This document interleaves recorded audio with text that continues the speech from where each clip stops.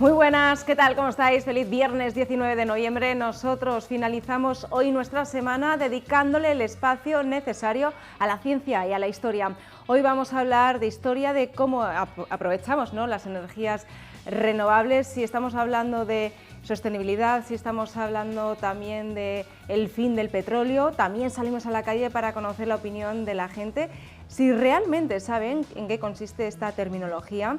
Y por supuesto tenemos preparada una entrevista que realmente tenemos la suerte y el lujo de contar con Antonio Turiel. Él es físico y también divulgador, trabaja en el CSIC y nosotros vamos a charlar con él sobre una serie de cuestiones que vosotros también nos habéis propuesto. Ya para finalizar nuestro magazine vamos a disfrutar al máximo con una historia que nos enternece, pero también una historia que nos hace reflexionar. Vamos a presentar a Taxi Lim. Él es un coreano, él viene de Corea del Sur, con una idea, ¿no? Cambiar su estilo de vida, su estilo frenético, sus prisas, por un estilo de vida mucho más sostenible, un estilo de vida mucho más tranquilo, en el que a cambio también nos ofrece una historia de vida con su burrito, Mexi. Hoy vamos a conocerlo y por supuesto que también vamos a finalizar con un experimento. En esta vida hay que mojarse.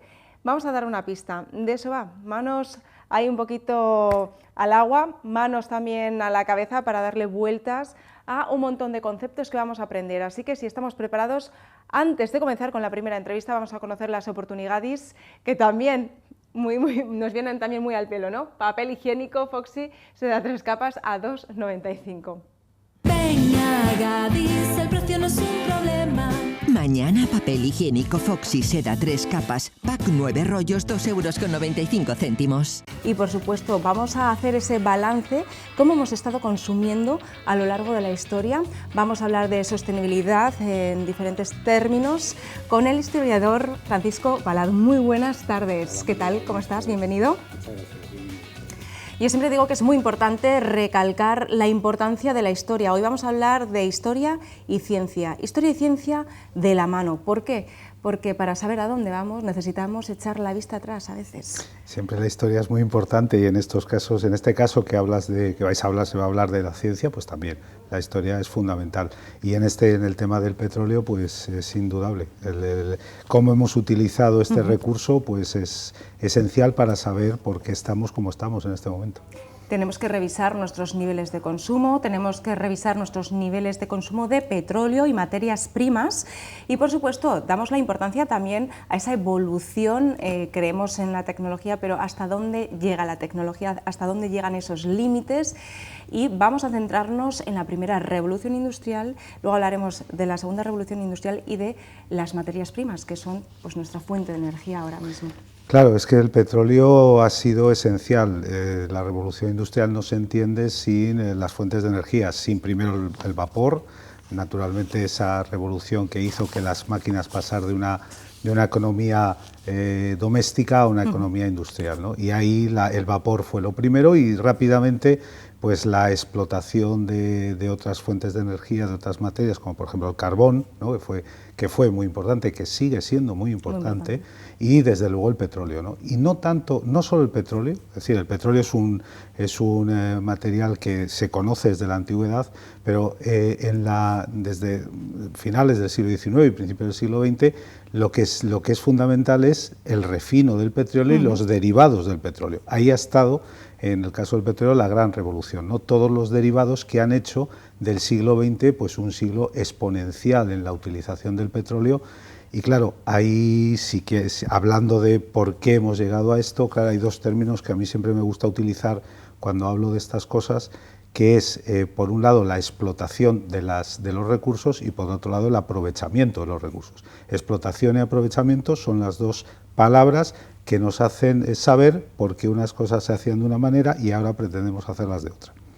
Efectivamente, estamos viendo que quizás somos la generación que mayor consumo ha hecho de todas las materias primas en la historia. Sin duda, porque hemos tenido recursos tecnológicos para hacerlo. Es decir, la ciencia, los avances técnicos nos han permitido utilizar los recursos naturales de una manera, bueno, pues para satisfacer todas nuestras necesidades, que cada vez han sido más, ¿no? Hemos sido, pues desde hace 150, 200 años para acá, pues muy masivos en la utilización de todas estas materiales.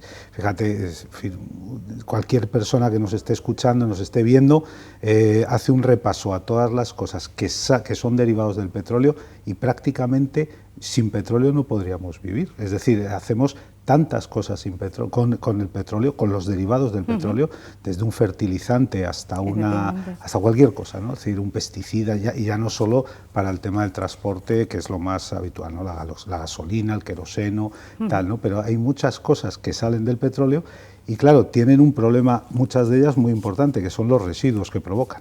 Y esta es la clave, ¿no? Esa es la clave, ¿no? Tú mismo acabas de decir algo fundamental en el que vamos a tener que echar un gran vistazo a todos estos movimientos que estamos haciendo un consumo desorbitado. La gran problemática va a ser el tema de los fertilizantes, porque exactamente necesitamos el petróleo para ello, necesitamos al final esta fuente de energía, necesitamos recurrir a ella y se está acabando. Parece mentira que no nos dicen que el petróleo es finito. El otro día miraba una estadística que decía que el culmen de producción de petróleo se había alcanzado en el 2007 y que ahora ya solo era todo descenso, ¿no? Que ya, es decir, que el recurso se va a agotar pues al ritmo actual, pues unos hablan del 2050, otros del 2060, otros incluso algunos hablan de hasta 300 años. Bueno, ahí no se ponen de acuerdo porque son estimaciones, ¿no? Pero hay un asunto muy importante, y esto cuando hablamos de historia, los historiadores también hablamos de historia en el mundo actual, ¿no? Hablamos de la historia del mundo actual y la transformamos en una cosa muy interesante que se llama la geopolítica. Y realmente todas estas cuestiones, nosotros desde aquí siempre hemos visto la historia o vemos la historia desde una posición de que somos el centro, de que Europa es el centro de la historia, y estamos muy equivocados, ¿no? Hoy Europa no es el centro de prácticamente nada, el centro del mundo está en otro sitio, se ha desplazado, ¿no? Y en el tema de las fuentes de energía, del petróleo en particular, el centro del mundo está en otro sitio. Es decir, una cifra muy significativa es que un país como Alemania, que es el motor de Europa, pues consume 2 millones de barriles de petróleo al día. China consume 17 o Estados Unidos 22. Es decir, la insignificancia que es Europa respecto a lo que es todo el problema energético y todo el problema medioambiental en el mundo, pues se ha visto hace una semana en la cumbre de Glasgow, ¿no?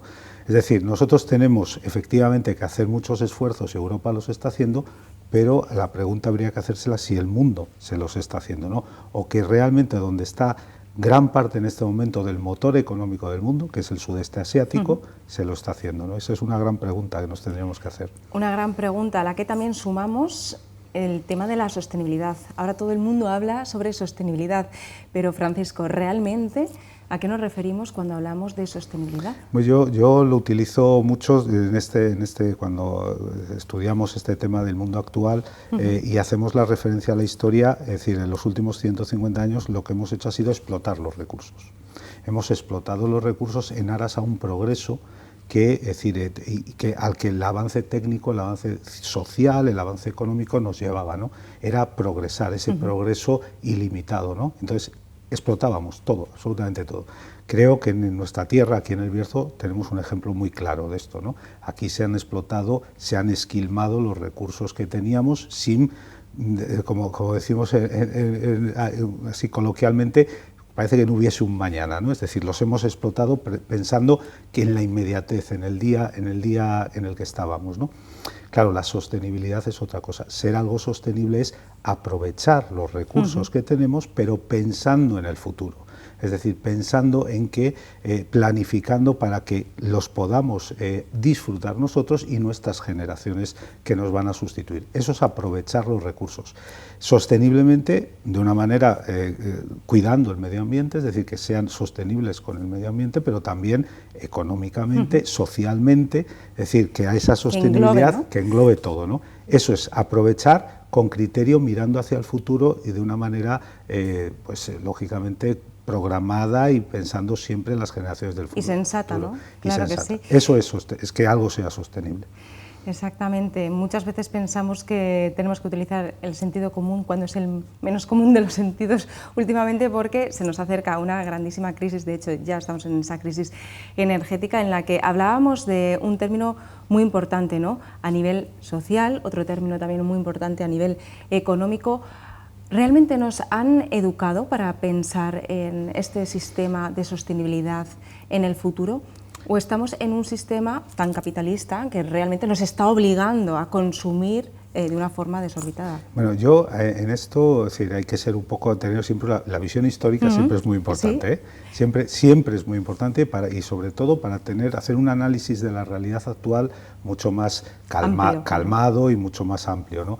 En ese sentido, nos han educado, sí, nos han educado, pero el problema es que estamos en un mundo. Es decir, estamos en un mundo tan globalizado que realmente, es decir, somos bastante insignificantes. Esto es lo que, al final, la cuestión es esta, es decir, que las soluciones a problemas globales tienen que ser globales. Es decir, si una solución parcial, territorial, una solución europea, por ponernos en nuestro ámbito, o española, ¿no?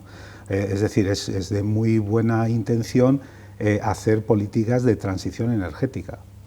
Son muy loables, pero si solo las hace un país o solo las hace un territorio, son absolutamente fracasadas, porque no van a tener impacto, porque el impacto de todo es un impacto global, ¿no? Entonces, claro, las medidas tienen que ser globales. Y la pregunta es, si tú ves el mapa del mundo hoy y ves dónde están posicionados los grandes consumidores de estas materias, dónde están las minas de carbón, dónde están las grandes explotaciones petrolíferas y los consumos de petróleo, pues te darás cuenta de que por mucho que nosotros nos empeñemos, digo, ¿esto significa que no haya que hacerlo? Indiscutiblemente no, tenemos que hacerlo. Es decir, tenemos que concienciar y tenemos que educar para que eso podamos hacerlo, pero insisto que no tendrá efectividad si no es global. Esta es la palabra, es decir, estamos en un mundo global para lo bueno y para lo malo.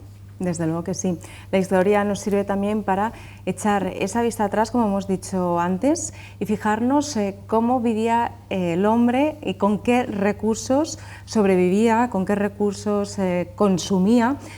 Y si vamos en camino de una crisis que es real, una crisis del petróleo, ¿cómo vivía el hombre antes de conocer o poder explotar el petróleo? Lógicamente el sistema capitalista lo que ha hecho ha sido generar una serie de necesidades, artificialmente la mayoría de ellas, que nos genera una necesidad de tener que, es decir, esto, pues por ejemplo, esto de la obsolescencia programada de los electrodomésticos, ¿no? Es decir, tú tienes que cambiar de lavadora cada cierto tiempo. ¿Por qué? Porque las fábricas de lavadoras tienen que producir, porque hay muchos puestos de trabajo que dependen de eso. Es decir, es un sistema que se retroalimenta de una manera que hace que estemos todos en un círculo del que es muy difícil salir. Tú preguntas con muy buen criterio, es decir, ¿con qué necesidades tenemos? Muy pocas. Realmente las necesidades del ser humano realmente son mínimas, son básicas, ¿no? Pero sin embargo, si tú miras a tu alrededor, es decir, el mundo en el que vivimos es cada 4 años cambiamos de coche, cada 8 años cambiamos de no sé qué, cada año cambiamos de móvil. Cada año cambiamos de móvil, pues la batería se fastidia, entonces ya es decir, y es que dice, bueno, voy a es que ya te obligan prácticamente, porque hacen que eso vaya generando una degeneración de los sistemas para que se consuma. Es decir, ese consumismo absoluto pues genera necesidad, lógicamente, de fuentes de energía que alimenten eso.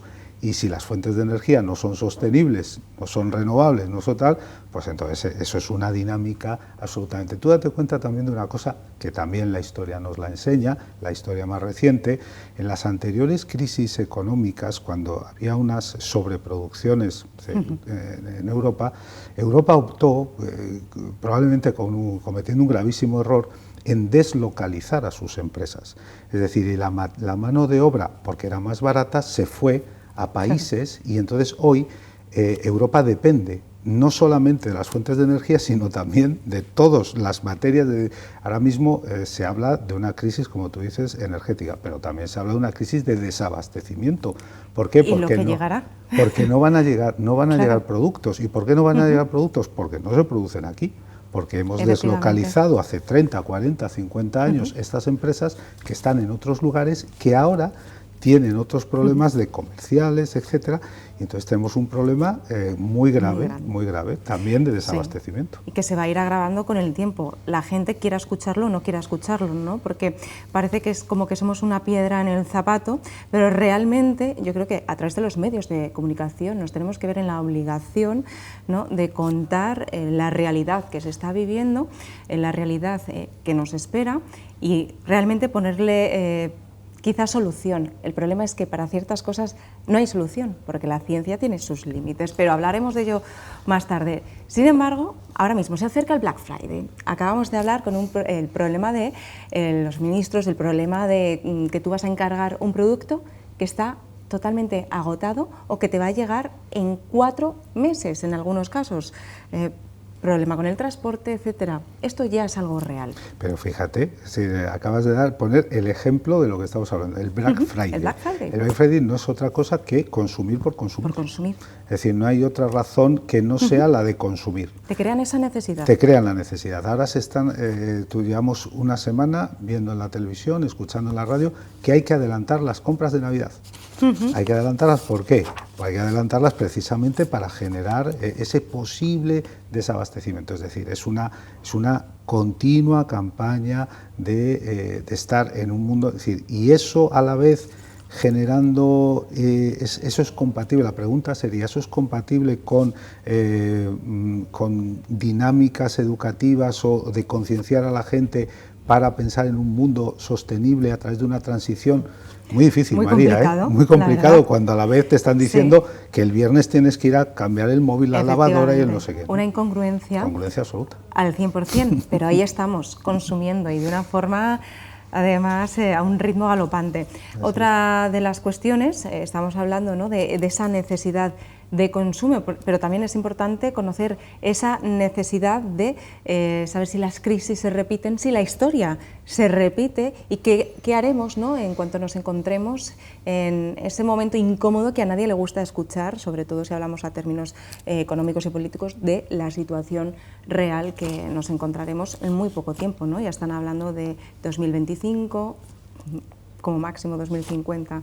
¿Qué haremos? La historia nos enseña que es lineal, pero es decir, siempre que hay, es decir, el hombre ha ido superando las barreras y las dificultades y muchas veces con conflictos, muchas veces con revolución, muchas veces con crisis, con rupturas. Es decir, nosotros, claro, en el corto plazo, en lo que es una vida humana, pues igual no lo vemos mucho, ¿no? Pero si vemos la historia, los ciclos históricos con un poquito más de perspectiva, hay momentos de ruptura, momentos de quiebra, ¿no? Es probable que nosotros hayamos vivido o estemos viviendo alguno, que ahora no somos capaces de percibirlo, ¿no? Pero sí es cierto que, que las soluciones vienen por superar crisis, que las crisis son momentos de dificultad, pero sí también son momentos de oportunidad y de cambio. Y eso la evolución humana así lo ha demostrado a lo largo de, pues desde que el hombre lleva pisando la tierra. Es así. Totalmente de acuerdo contigo, Francisco Balado. Muchísimas gracias por acompañarnos. Hay que creer en la ciencia, pero no en los milagros, hasta ahí llegamos, ¿no? Entonces, vamos a salir a la calle porque vamos a preguntar a la gente, a los ciudadanos, qué opinan sobre la crisis energética, a ver si a alguien se le enciende la bombilla. ¿Sabes lo que es una crisis energética?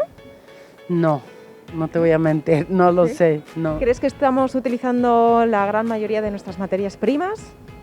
Yo creo que sí. ¿Sí? ¿Sabes que nos estamos acercando al fin del petróleo? También sé algo, sí. ¿Creéis que estamos empezando con la crisis energética o ya hemos empezado? Que ya hemos empezado. Ya hemos empezado, sí. Ya hemos empezado. ¿En qué lo notáis? Hombre, en que cada vez sube el precio más de absolutamente todo y que cada vez tenemos menos recursos y se supone que habrá que encontrar una fuente de energía alternativa, porque si no... ¿Y vosotros en qué creéis? ¿En los milagros o en la ciencia? Hombre, en la ciencia, la verdad que sí. Lo que pasa es que la ciencia tiene sus límites, ¿no? Realmente estamos acabando con el petróleo. El petróleo es finito. Entonces, cuando acabemos, ¿qué vamos a hacer? Pues tendremos que buscar otra manera porque si no acabamos con los recursos. ¿Y conocéis otro tipo de alternativas? Hombre, la solar, la eólica, la hidráulica, lo que pasa es que no sé si dará para tener todo el sustento que tiene el petróleo, por ejemplo. Buena pregunta. No lo sé. Claro, hasta ahora vivimos una sociedad de consumo al 100%, ¿no? Vamos a tener que bajar nuestro nivel de consumo y nos recomiendan que incluso casi hasta el 40%. ¿Qué pensáis? Es muy fácil decirlo, pero tan acostumbrados que estamos, lo veo muy difícil, la verdad. Sobre todo las grandes empresas. Ahí ya es el gran problema. ¿Va a cambiar nuestro mundo? Sí. Va a empeorar. No estamos preparados para ello, ¿no? No. Y de aquí a 30 años a ver cómo estamos. O antes. O antes, sí señor. ¿Estamos utilizando demasiada energía? Sí. ¿Somos una sociedad muy consumista? Sí. Bueno, ¿y qué ocurre cuando esté llegando la crisis energética, caballero? No sé si habrá crisis energética. A ver, evidentemente en el Bierzo, yo como minero, estamos padeciendo las consecuencias. Creo Y la falta también de suministros que vamos a tener. Y de hecho nos estamos consumiendo la gran mayoría de la materia prima del planeta y el petróleo.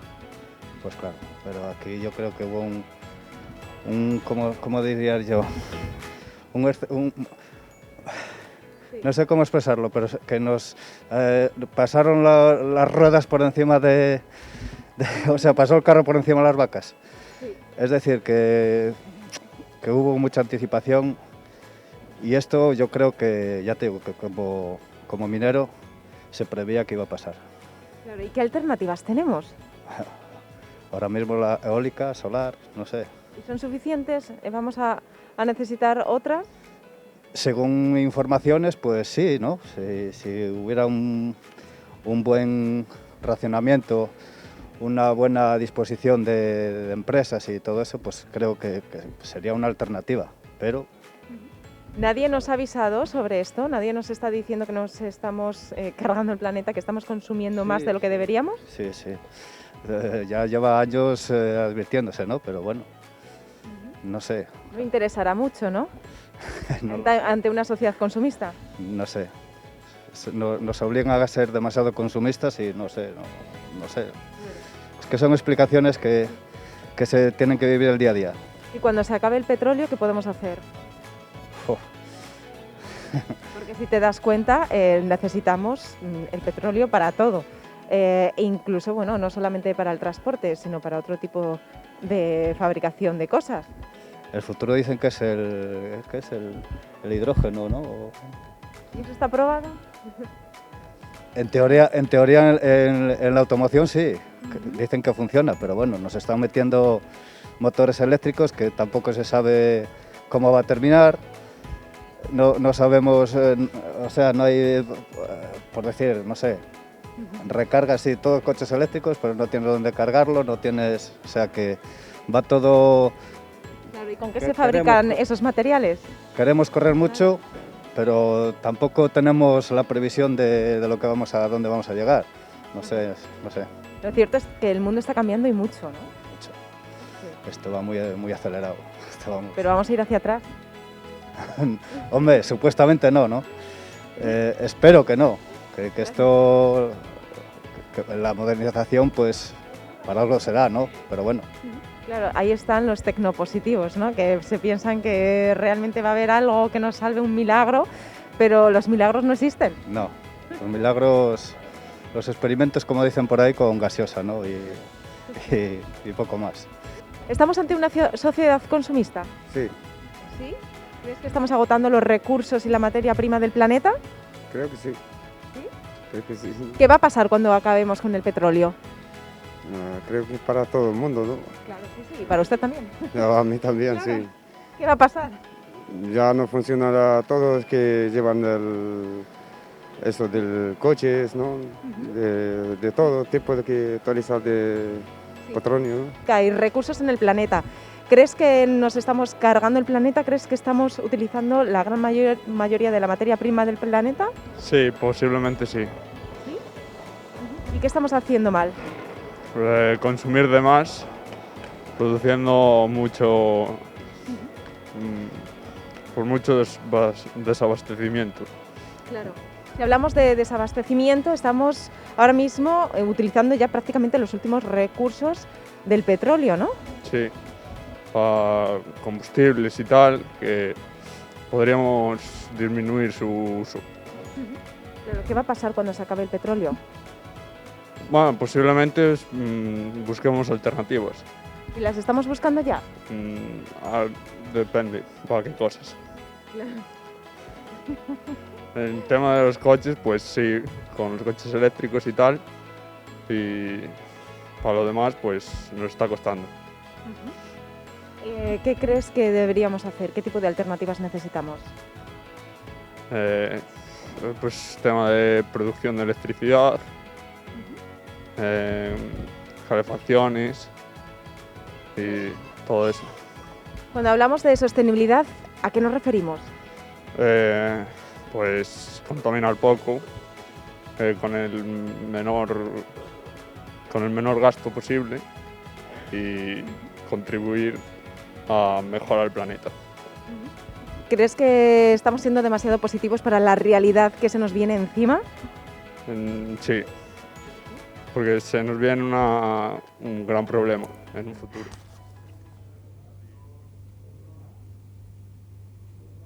Efectivamente, se nos viene una bastante gorda encima. Ahora sí, vamos a hacer una pequeña pausa. Hablamos en 5 minutos con Antonio Turiel, doctor en física teórica y autor de Petrocalipsis. Hasta ahora.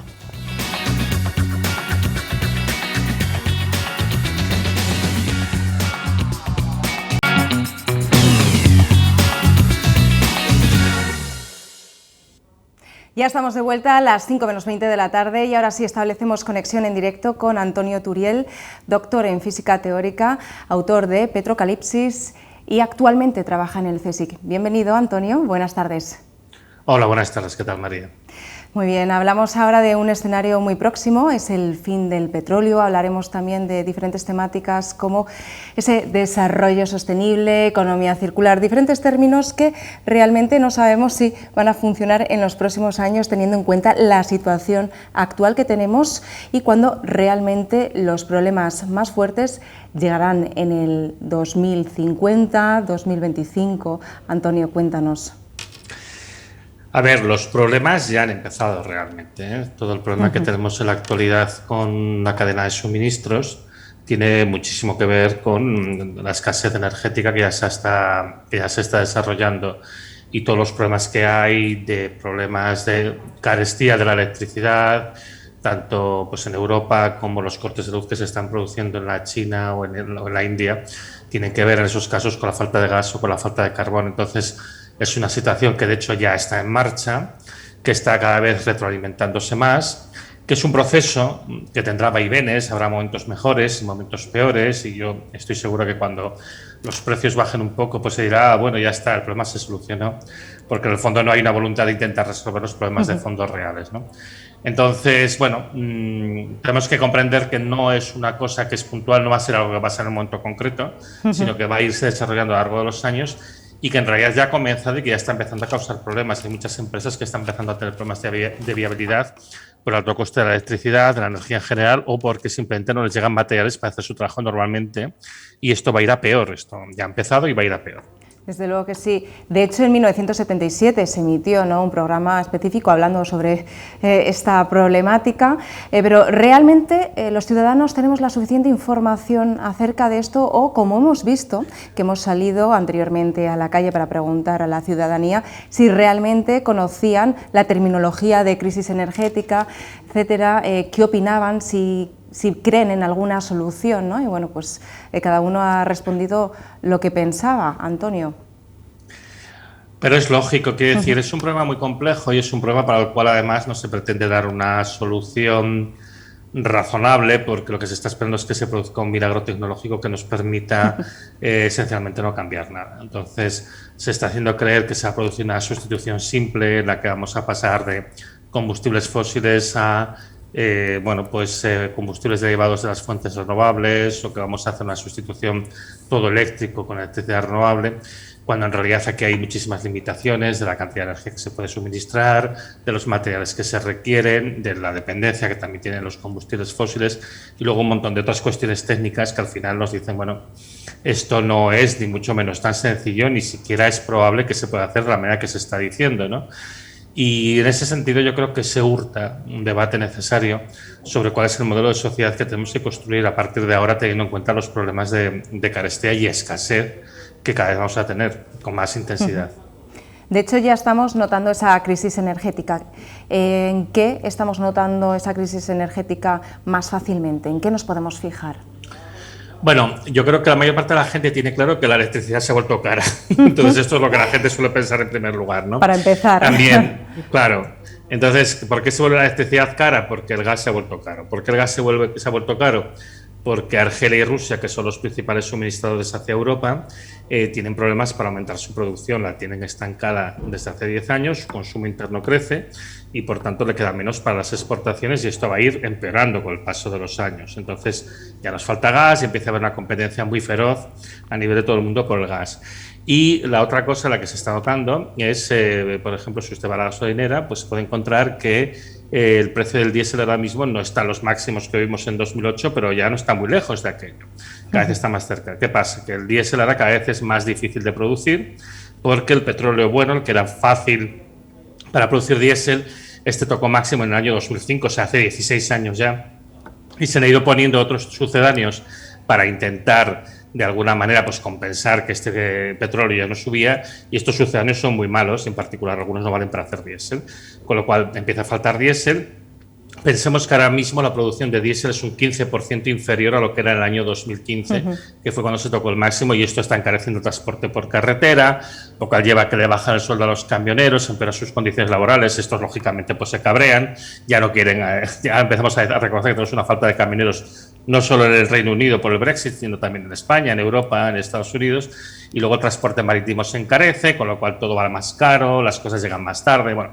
O sea que ya hay toda una serie de conexiones con los problemas de suministros que se atribuyen todos a la COVID, y es cierto que al principio hubo un problema con la COVID, el hecho de que todo se paró y costó rearrancar, pero hace meses ya que el problema no es la COVID, el problema principal ahora es la escasez energética y la dificultad que hay para poder mantener pues un sistema creciente como el que teníamos hasta ahora en un planeta que es finito y que tiene unos suministros que son muy grandes. Vamos a seguir disponiendo de mucho petróleo, de mucho carbón, y de mucho gas, y de mucho uranio, pero cada año vamos a disponer de un poco menos, y tenemos que aprovechar con lo que tenemos y aprender a vivir con menos de una manera que puede ser progresiva si lo hacemos bien, o si empezamos a embarcarnos en guerras y empieza a haber revueltas en otros sitios, pues entonces puede caer más deprisa. En principio es un proceso que puede ser largo, puede durar años o décadas, pero va a depender mucho de nuestra inteligencia colectiva para pilotarlo. Desde luego que es algo muy importante, ¿no? Antes subrayábamos que los milagros no existen, hay que creer en la ciencia, pero la ciencia lógicamente tiene sus limitaciones. Sí, a mí una cosa que me molesta es que me pasó hace unos meses con una presentadora, que además tengo una relación con ella, que me entrevistó para Televisión Española, y entonces ella me dijo, bueno, ¿usted no cree en los milagros tecnológicos? Digo, oiga, yo como soy científico prácticamente por definición no creo en los milagros, ¿no? Exacto. Y la ciencia no tiene un lenguaje religioso, la ciencia no habla de milagros, la ciencia lo que habla es de logros tecnológicos, de progreso, de avance, eso está claro, pero la ciencia también muchas veces habla de límites, de cosas que no se pueden hacer. Y esta parte del discurso, pues de alguna manera, pues se oculta, no se muestra, y eso es muy peligroso, porque va a haber frustración, porque la gente va a ver que muchas de las promesas que se han hecho no se han cumplido, no se van a cumplir. La gente lo que va a observar es que su nivel de vida va a decrecer, que todo va a resultar cada vez más caro, y eso es muy malo, y van a, al final, yo creo que incluso culpar a la ciencia de no dar las promesas que se les habían dicho, cuando en realidad las promesas no las hace la ciencia, las hace, bueno, digamos, el mundo político, el mundo económico, que pretende mantener un sistema que no puede funcionar de esta manera. Que es un sistema insostenible, ¿no? Muchas veces atribuimos todo esto al mito del progreso, y realmente sí que es un mito. Sí, lo del mito del progreso es una cosa muy interesante, porque es toda una especie de discurso que comienza con la Ilustración, que es la idea de que, bueno, la humanidad siempre tiene que ir progresando, mejorando sus condiciones materiales hasta que lleguemos a conquistar las estrellas, ¿no? Y sin embargo, esto, bueno, está alimentado de una serie de ideas que son un poco falsas, pero que es lógico que se haya podido mantener hasta ahora, porque justo es cuando se produce, poco después de la Ilustración, la primera revolución industrial, se empieza a utilizar el carbón, empezamos a utilizar fuentes de energía muy potentes que son externas a la fuerza de los músculos nuestros y de los animales, con lo cual de repente tenemos una gran capacidad de transformar materias y de transformar el mundo. Luego pues ya empezamos a acceder al petróleo, al gas, al uranio y se incrementa enormemente nuestra capacidad. Y ahora el problema gordo es que entramos en un momento que es el inverso, es decir, la disponibilidad de estas materias va a ir disminuyendo progresivamente a lo largo de los años. Entonces, todo este mito fundacional y todo este discurso del progreso entendido como cada vez tener más es lo que ahora mismo se tambalea. Y es muy peligroso porque no queda memoria viva de aquellos tiempos anteriores, queda alguna memoria quizá de nuestros abuelos de una manera de vivir un poco diferente, pero tenemos que hacer un cambio muy radical adaptándonos a los límites del planeta que los tenía y que durante unos siglos pues los hemos ignorado, pero que ahora pues cada vez se manifiestan con más fuerza.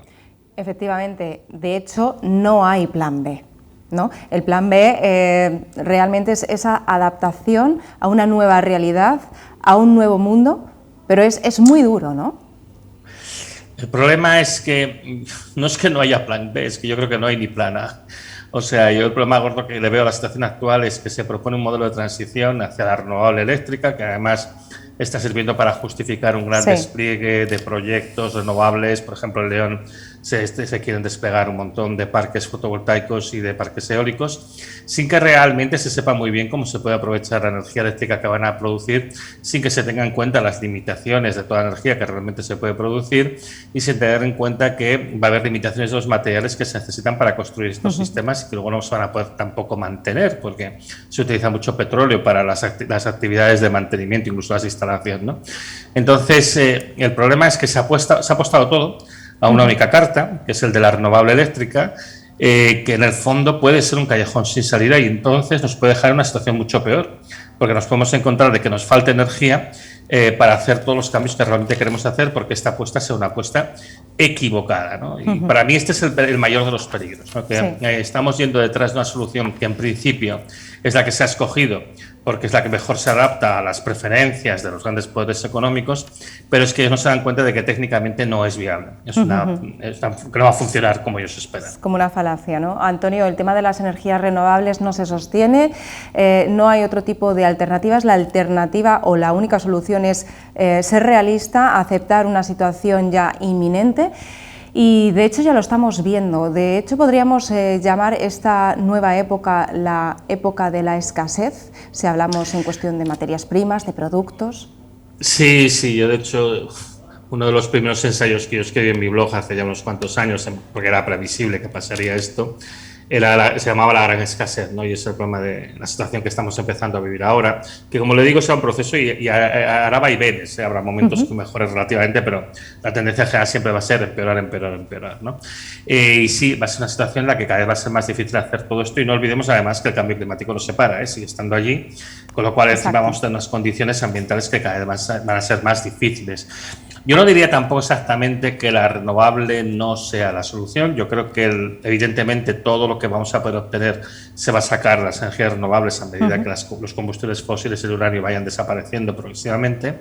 Pero la clave más bien está en el aprovechamiento, la manera de aprovechar la energía renovable. Se está planteando un sistema de producción de electricidad a escala masiva, con unos sistemas complejos de alta tecnología que requieren materiales escasos y en realidad yo creo que lo que hay que hacer es tender a modelos más sencillos, más tradicionales de aprovechamiento energético, que a la postre serán más efectivos. Desde luego que ese sería el camino, ¿no? Nuestros usuarios, nuestros espectadores nos han hecho algunas preguntas en las que sí que nos encantaría que nos respondieras.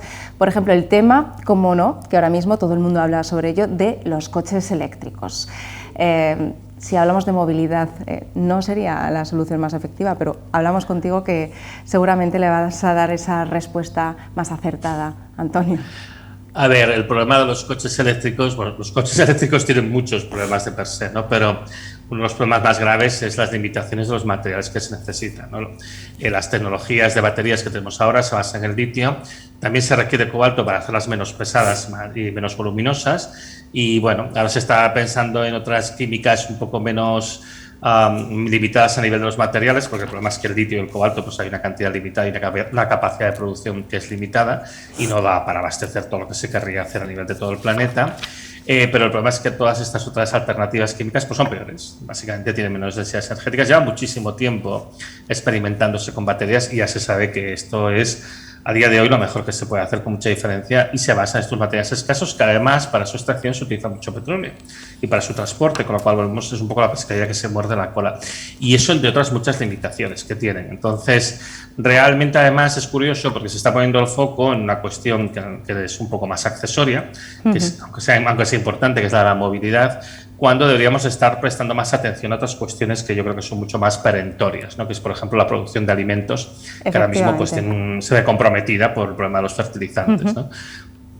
Esa crisis de los fertilizantes de la que sí que me gustaría que nos introdujeras. Es importante resaltar, antes de comentar y preparar esta entrevista estuvimos charlando acerca de ello y creo que ahora mismo sería una de nuestras grandes problemáticas, ¿no? Estamos viendo también lo que ha ocurrido en Francia. Vamos a centrarnos un poco en lo que puede estar ocurriendo en España, Antonio. Sí, la situación que tenemos ahora mismo es que Fertiberia pues, ha cerrado las plantas de Puerto Llano y de Palos de la Frontera. De Puerto Llano es una parada programada, pero la de Palos de la Frontera ha cerrado porque el precio del gas es demasiado elevado. Y entonces en estos precios no les sale a cuenta producir fertilizantes porque sabe perfectamente que lo tendría que vender a un precio que los agricultores simplemente no se lo iban a comprar, ¿no? Pero esto no solamente en España, en el Reino Unido también ha cerrado 2 plantas, en el resto de Europa ha cerrado otras 5 o 6.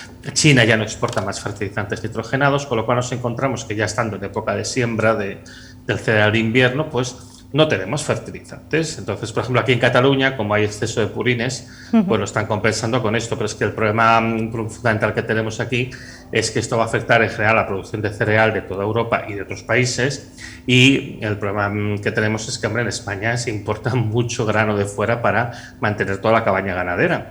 Entonces va a haber escasez de piensos, con lo cual va a ser difícil mantener la cabaña ganadera tal cual, con lo cual nos podemos ver abocados a hacer sacrificios masivos que se podrán aprovechar o que se pueden aprovechar a nivel del mercado. Y luego nos vamos a encontrar que de cara al siguiente año reaccionamos o va a haber una crisis de alimentos muy fuerte, ¿no? Y a nivel de otros países lo va a haber. Entonces, bueno, se está dejando que esto se regule solo, que se regule vía el precio, pero yo creo que esto no siempre, en una situación como esta, de la complejidad y la cantidad de interacciones que hay asociados al problema de suministros, la crisis energética, pues no creo que mande las señales apropiadas. Entonces puede haber un problema muy serio de suministro de alimentos incluso a nivel de España, aunque a la gente le resulte inconcebible, ¿no? Nos damos cuenta de lo vulnerables y dependientes que somos y estamos interrumpiendo un aspecto clave de esta cadena de suministros, que es el tema de los fertilizantes. De momento no hay reacción. Yo sí que os puedo decir que yo mantengo contactos ahora con diversas administraciones, ¿no? Desde que estuve en el Senado, pues ha habido todo este tema, además también por lo que está pasando ha ganado más foco, y las administraciones lógicamente pues están preocupadas y están intentando hacer cosas y bueno, estamos discutiendo el tema, pero el problema es que tendría que haber una reacción rápida. O sea, ahora no es una cuestión de ponerse a hablar. En el momento que hay un incendio no es el momento de convocar una junta de vecinos para ver si instalamos los extintores, ¿no? Primero habría que apagar el incendio y luego ya hablaremos de eso otro. Efectivamente, estamos hablando de ese problema de desabastecimiento de alimentos, pero también vamos a hablar de medicina, vamos a hablar de fármacos. Actualmente en el mercado aproximadamente 423 medicamentos se encuentran ahora mismo en un momento de escasez. ¿Esto es cierto? Sí, de hecho creo que es un poco mayor, creo que son 460 y algo, pero este problema es un problema recurrente, pasa todos los años. Todos los años nos estamos encontrando con que hay escasez de la producción de medicamentos debido a problemas, porque es que muchos de los problemas logísticos que tenemos ahora no acaban de empezar ahora, ¿eh? O sea, por ejemplo, la escasez de plásticos y de pigmentos se puede trazar hasta el 2017. La escasez de microchips, ya se veían indicios en el 2019, ya había cierta escasez de microchips en el 2019. Es decir, todas estas cosas son progresivas, se van desarrollando a lo largo de los tiempos. Entonces, efectivamente, en el caso de los medicamentos, igual que en los otros casos, son problemas multifactoriales, hay diversos factores que están repercutiendo, pero evidentemente uno de ellos es el encarecimiento de los reactivos químicos que se utilizan para su producción, sobre todo cuando hablamos de medicamentos que se producen de manera muy masiva, que necesitas que sean muy baratos porque el procedimiento, porque si no, evidentemente pues se le va a encarecer mucho, ¿no? Y esto es complicado en una situación en la que una base importante de los reactivos químicos que utilizamos es el petróleo. Entonces, además, se produce el problema de crecimiento del transporte asociado a la escasez de diésel que comentaba antes, con lo cual sí, se van produciendo estos fenómenos de, digamos, de interrupción del suministro, típicamente hacia finales de año, que es cuando suele pasar. Lo que pasa es que en algún momento estas interrupciones pues, pueden volverse más duraderas, pueden volverse más permanentes. Y eso es muy complicado porque hablamos de algunos medicamentos que son esenciales, algunos de ellos son realmente muy importantes para la vida de las personas. Aquí, de nuevo, como en el caso de los fertilizantes, yo creo que son casos en los que convendría pues, tomar medidas, que yo sé que son muy poco populares, pero un poco intervencionistas, ¿no? Para garantizar que ciertos aspectos que son básicos, ciertos servicios que son básicos, se garanticen, porque si no, evidentemente, los problemas a nivel de la ciudadanía pueden ser muy importantes. Y tanto que pueden ser importantes, que de hecho ya se está notando, ¿no? Parece ser que este tema, como hemos dicho antes, es como una piedra en el zapato para algunos, pero es algo necesario y yo creo que tenemos una responsabilidad de divulgar, de sensibilizar a la sociedad, y la gente nos está diciendo, ¿qué pasa? ¿Que esto es el apocalipsis? No, no, esto es petrocalipsis y lo tenemos aquí, lo tenemos claramente, que es una realidad y ahora mismo tenemos que tomar una solución y lo que no hay tiempo es para perderlo. Antonio. Está claro que no. A ver, yo creo que la gran dificultad que hay para integrar todos estos problemas en el discurso político reside en el hecho de que al final el discurso que se tiene que hacer para afrontar la situación en la que estamos es un discurso que evidentemente es muy peligroso desde el punto de vista político, porque al final consiste en decirle a la gente, oye, mira, tenemos una situación muy complicada, la situación de hecho es peor porque no nos adaptamos en todo el tiempo que tuvimos años y décadas para tomar medidas preparatorias que hubieran amortiguado los efectos. Pero no lo hicimos porque estábamos esperando a ver si había un milagro y esto se solucionaba solo. Y ahora, pues mira, ahora realmente el problema tiene unas dimensiones descomunales y vamos a tener que pasarlo mal. Entonces tú ahora empiezas a decirle a la gente que lo van a tener que pasar mal. Mira, recuerdo cuando sacó Sánchez el informe aquel de la España 2050, en el que se decía cosas como que no se podría viajar tanto, no te podrías cambiar el móvil a menudo, comprarías menos ropa, incluso hasta tendrías restricciones pues, para comer según qué alimentos o incluso de acceso al agua, etcétera y tal, y que lo encargó a un grupo de expertos, ¿no? Y la gente se le tiró al cuello por las cosas que decía. Y yo ese informe me parece que en general está bien, aunque yo no diría España 2050, yo diría España 2030 más bien, ¿no?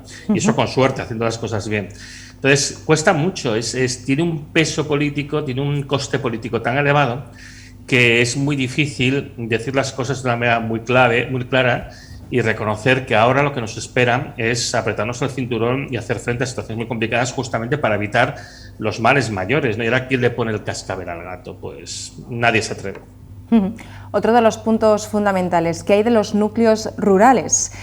Porque también podemos pensar, ¿no?, que esta puede ser una opción en la que realmente podemos optimizar mejor nuestros recursos.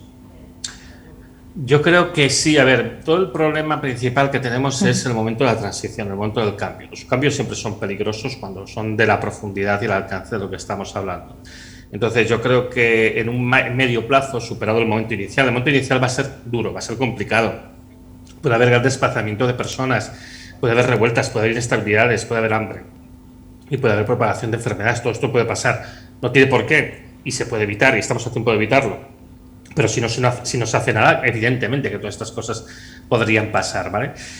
Yo creo que a medio y largo plazo, en general, y por ejemplo provincias como la de León, yo soy de León y la conozco bien, bueno, tienen buenas perspectivas porque tienen disponibilidad de cosas que son al final fundamentales. Tienen una buena disponibilidad de agua y tienen una buena disponibilidad de tierra cultivable de calidad y tienen, bueno, es una tradición rural muy importante, con lo cual desde aquí uno puede regenerar, desde aquí uno puede empezar a construir y puedes diversificar, puedes tener una industria de una escala más local, puedes hacer toda una serie de cosas que seguramente es mucho más difícil hacerlo en otros sitios, por ejemplo en Madrid, ¿no? Que eso es La Mancha y es un sitio mucho más árido y encima está superpoblado, ¿no? Entonces yo creo que a partir de aquí se pueden construir cosas, pero digamos que ahora lo más importante antes de pensar en qué vamos a construir es cómo vamos a capear el temporal inicial, ¿no? Ahora va a pasar un huracán y después del huracán yo creo que para hacer la reconstrucción, pues lugares como León o El Bierzo están muy bien colocados, pero el problema ahora es hacerle frente a esta primera embestida. A lo largo de tu libro hay un sinfín de por qué no, hay ese plan B, pero al final encontramos el por qué sí, y eso se trata de un cambio social. ¿Incides mucho que sobre todo la sociedad tiene una gran responsabilidad frente a este cambio, ¿no?, que tenemos que hacer ya de forma inminente. Sí, el libro efectivamente está estructurado como un montón de capítulos, hay 20 capítulos, que esencialmente lo que dice es por qué no esto, por qué no aquello, ¿no? Porque una de las razones que a mí me motivó para escribir el libro es para desmontar este tecno-optimismo, a veces un poco bobalicón, que además es lógico, quiero decir, porque es un poco lo que se intenta vender a la gente, de, bueno, no os preocupéis, todos los problemas están analizados y resueltos. Bueno, pues no es verdad. Quiero decir, hay muchos problemas que no están resueltos y se está dando a entender cosas que de hecho no son ciertas. Hay muchos problemas de gestión de las renovables, hay muchos problemas de gestión de los residuos, muchos problemas de gestión de los materiales, etcétera, etcétera. Entonces, justo los últimos capítulos de lo que hablan, los últimos básicamente, de lo que hablan es, bueno, qué hay que hacer y el por qué sí, ¿no? Y entonces, un aspecto que yo creo que es clave, porque cuando explicas estas cosas la gente tiene tendencia a caer un poco en la desesperanza y pensar, mira, aquí no hay nada que hacer, esto se acabó y tal.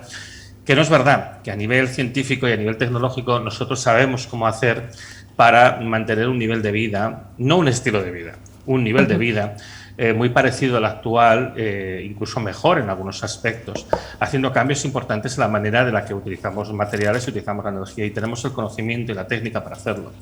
Pero el problema al final no es un problema esencialmente técnico, es un problema fundamentalmente social, de cómo nos organizamos. Al final, aquí lo que se demanda, y que también por eso es el gran escollo y lo difícil de hacer, es un cambio del sistema económico.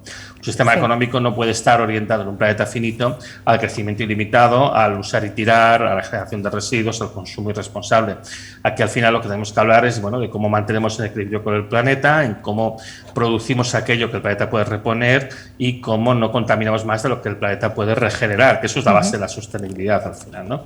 Y entonces todo esto se puede hacer, todo esto se puede abordar, pero no desde nuestro sistema económico actual. Entonces, por eso también esa es la otra gran dificultad para abordar este problema, aparte del coste político, está el hecho de que contradices las bases del pensamiento económico, entonces lógicamente se te tiran al cuello cuando dices eso. Desde luego tendemos a privatizar todas las ganancias y ese no es el camino.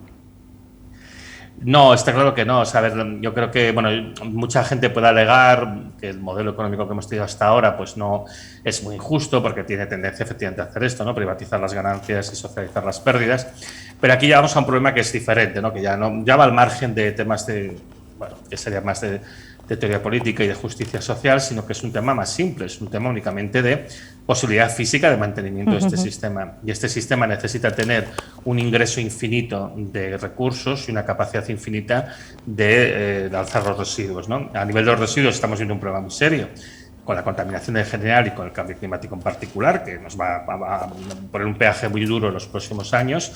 Pero es que a nivel de los insumos, de lo que entra, pues también vemos un problema, y es que los recursos, bueno, son grandes y dan mucha energía, por ejemplo, pero van a ir cada vez siendo más limitados y tenemos que aprender a funcionar cada vez con menos. Entonces, bueno, hasta ahora la actitud, como digo, es de negarlo, y a mí últimamente pues me atacan mucho por explicar estas cosas, porque también estoy un poco más en el foco mediático y la gente es más consciente de lo que llevo ya pues 10 años, 11 años diciendo, pero es que es igual, es que esto no es una cuestión ideológica, es una cuestión lógica, es que no se puede evitar.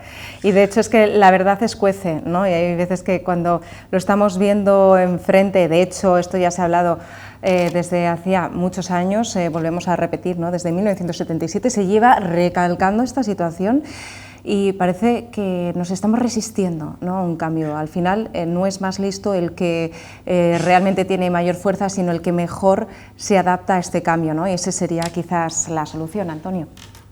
Sí, mira, además es curioso que mencionas que bueno, en el 77 hubo un programa de La Clave que estuvo muy bien, ¿no? Lo estaba revisando ahora el otro día, muy largo por supuesto, ahora sería impensable hacer un programa así, y además con mucha calidad, con expertos extranjeros, con traducción simultánea y demás.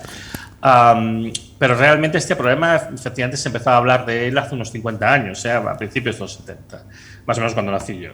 ¿Y qué pasó? Que en aquel momento yo creo que se anticiparon demasiado. Porque decían, oye, a principios del siglo XXI tendremos problemas.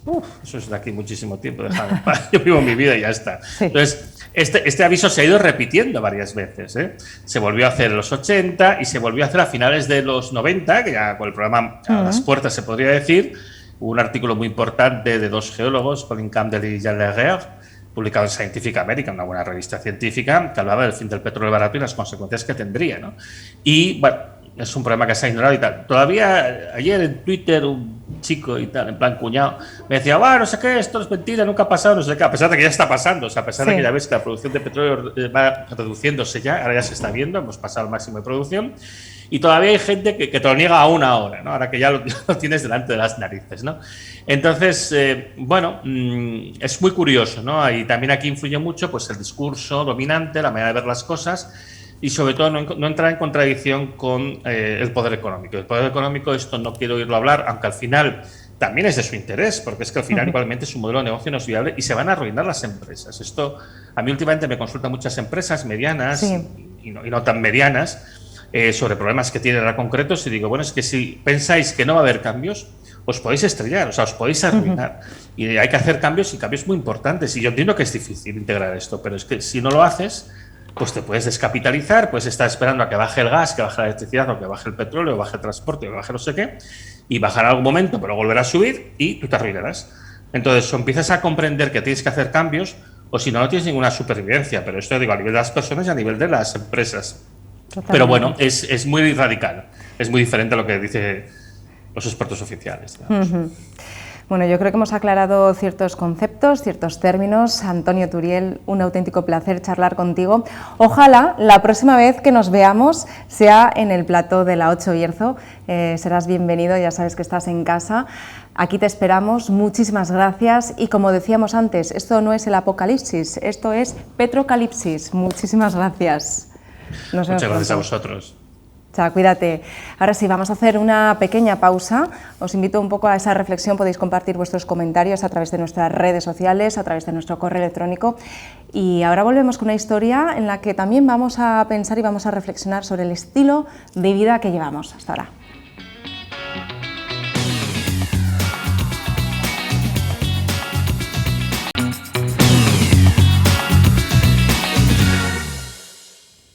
Ya estamos de vuelta, casi las 5:15 de la tarde, y nosotros vamos a dar paso a un reportaje en el que dicen el camino se hace al andar, y también el andar nos invita a reflexionar sobre un nuevo modelo de vida. Eso sí, fijaros lo que tengo yo aquí sobre la mesa. En unos minutitos vendrá profe Diez ya veréis que vamos a liarla bien, profe Diez de Mates, y vamos a preparar algo en el que vas a poder participar. Incluso, en este caso, como suele decir la expresión, hay que mojarse un poco. Ahí lo dejo. Annyeonghaseyo, desde Corea del Sur hasta España, Roncesvalles. Hoy conocemos a Taxi Lim y a su burrito Mexi. So it's such a pleasure meeting you in Camino. Camino join people all together. El camino une a la gente y además por una buena causa. Volver a recordar cómo se vivía antes. It's like a slow life. It's like you have now a very, very important thing in life now. Yeah. It's like you really want to travel as all people used to do. Yeah. Él quería viajar como lo hacían las personas de antes, ¿no? Please again ask. Please again tell me the question. Why did you decide doing Camino de Santiago? Camino is a very famous road in the world. Korean people, most Korean people is Christian, so they want to visit the Camino in your life. Claro, muchísima gente en Corea del Sur es cristiana, es muy conocido el Camino de Santiago, entonces también por una razón espiritual, for a spiritual reason. I am travel writer and a journalist, so I want to read, make a book for children about Camino. Okay. Os voy a presentar un poquito más cercano la figura de Taxi Lim. Él es escritor, él es periodista y su objetivo es escribir un libro para los niños acerca del camino. Importante, Taxi Lim es muy conocido, él tiene 62 años, es muy conocido en Corea del Sur y lleva viajando a lo largo de 2 años en un antiguo autobús que él restauró y ha estado viajando por todo el mundo. You were traveling around the world by wheels, sobre ruedas, but now on your feet. Yeah, ahora, 2 years. Exacto, 2 years, but now you wanted to do a different trip, you wanted to do a different aim in your life. Él tenía también un objetivo totalmente diferente, ¿no? So, why did you decide to have a donkey in your camino?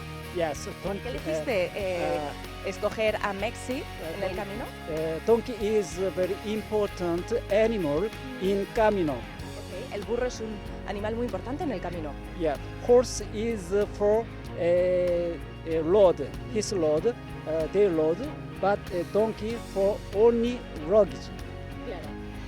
El burro solamente es para llevar el equipaje y este equipaje aproximadamente como máximo, el peso máximo son 40 kilos. Only 40 kilos, maximum. Maximum every day, maximum is 20 kilometer only. Exactly. Yeah, so we are average walking speed is 15 or 17 kilometer. O sea que al máximo son 70 kilómetros y 40 kilos. But he's a good friend now of yours. Él es un buen amigo tuyo. Después de casi 70 días juntos, ya podéis decir que el uno sin el otro no podríais estar. It's like you really need each other in the camino. Yeah. This is my perfectly necessary friend. Es su gran amigo, el burro Mexi. And where he's from? I am from Korea, but burro from Spain. Yes. Yeah. He's a Spanish donkey. Es un burro español. He is Espanol. He's Espanol. I'm Koreano. Yes. And there's a internship for renting donkeys. Yes. Yes, I rented. Where did you rent the donkey? In Navarra. Yes. Near Roncesvalles.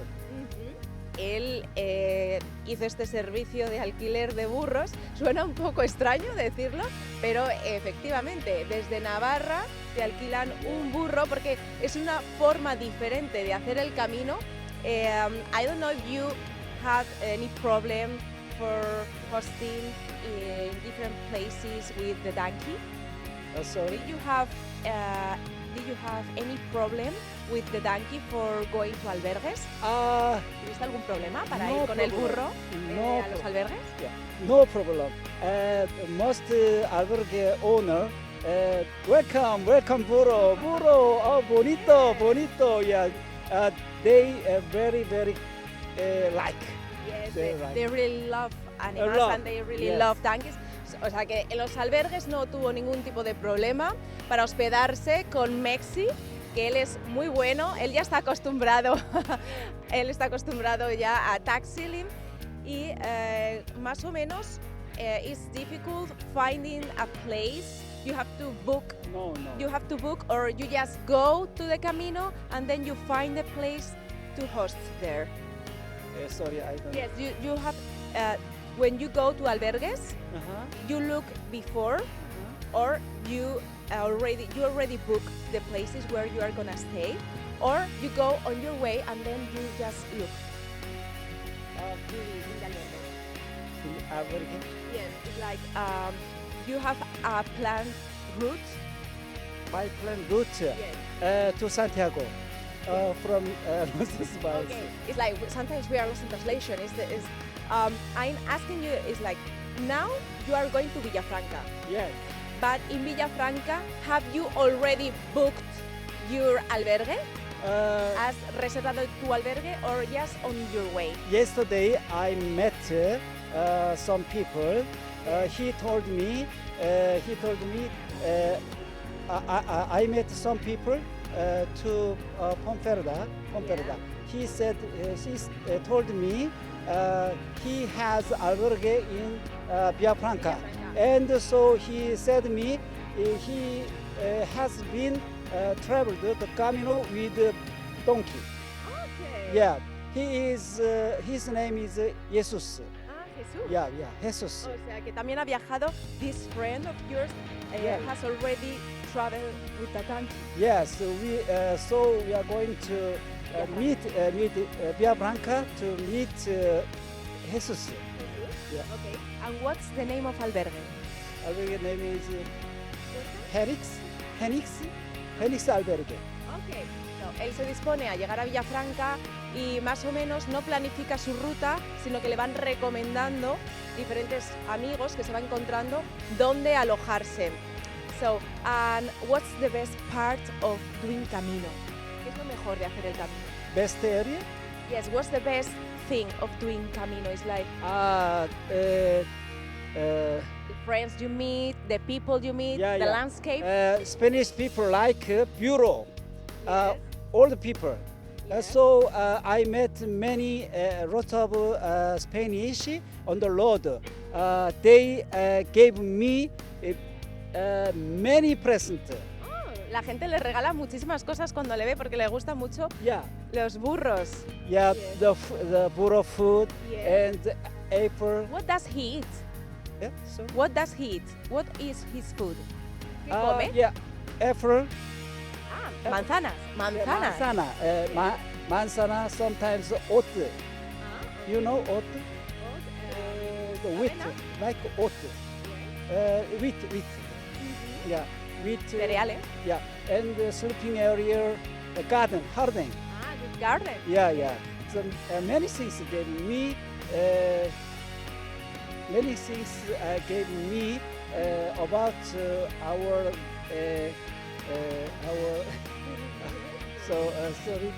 food and the sleeping area, the folk garden. Yeah, so I am feeling very thankful about the Spanish people. Él se siente agradecido por la gente de aquí de España, por su hospitalidad y lo bien que se portan y porque siempre le buscan un sitio, un jardín para Mexi. So, is your life very different in Korea? Very different from this? Perfectly different. Yes. It's very different, like life in Korea and life here in Spain. Sorry? Is it your life different in Korea than here? In Korea, no burro. En Corea no hay burros. But Korean people like the Spanish novelist Cervantes. A los coreanos les gusta mucho Cervantes. Wow, that's great, like Don Quijote. Yeah, Don Quixote. So this number is Don Quixote. Es Don Quijote. Okay. I am taxi. Yes. Yeah. So Korean people like this story about the Camino Way. Are you gonna write about him in your book? Yeah, sure. Yeah. Después de hacer el camino, él va a escribir un libro, and it's such a great adventure. I think so. Yeah, it is a very adventure in Korean. Yes. And in Korea, I imagine that people know you just because you are famous in Korea. And are you in touch with people? What people used to tell you? It's like, for example, do you have any friends that are writing you in Korean? What they say to you about this experience? He said to me, you like Don Quixote. Yes.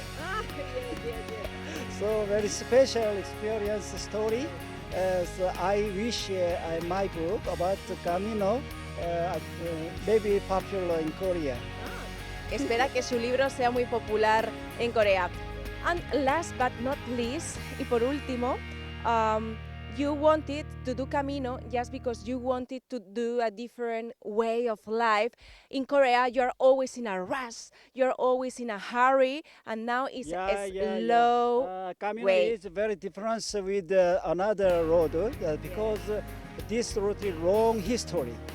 Este camino tiene muchísima historia. Por ejemplo, en Corea él llevaba una vida muy ajetreada, con muchísimas prisas, y lo que nos quiere transmitir es que efectivamente la vida se puede llevar con un poquito más de tranquilidad, sin ese estrés y también teniendo en cuenta la historia del camino.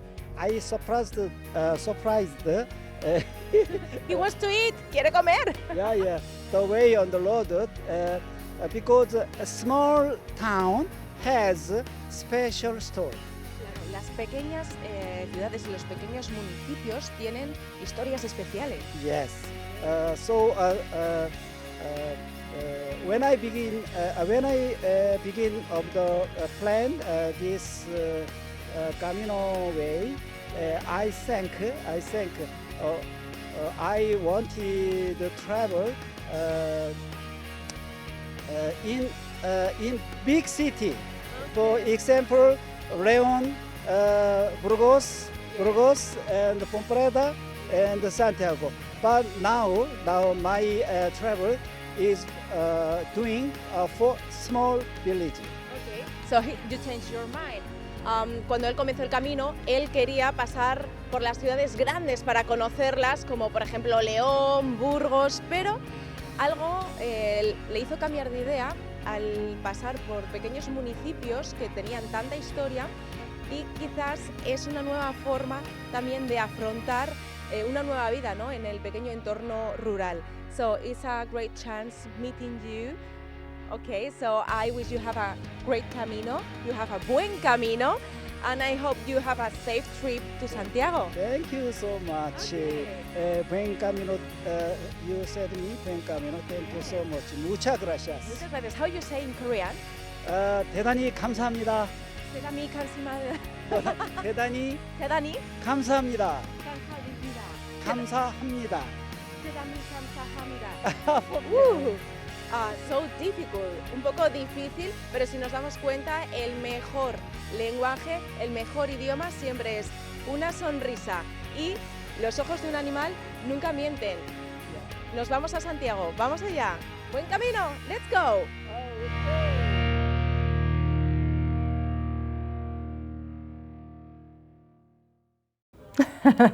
Bueno, la verdad que es toda una experiencia y toda una aventura, ¿no?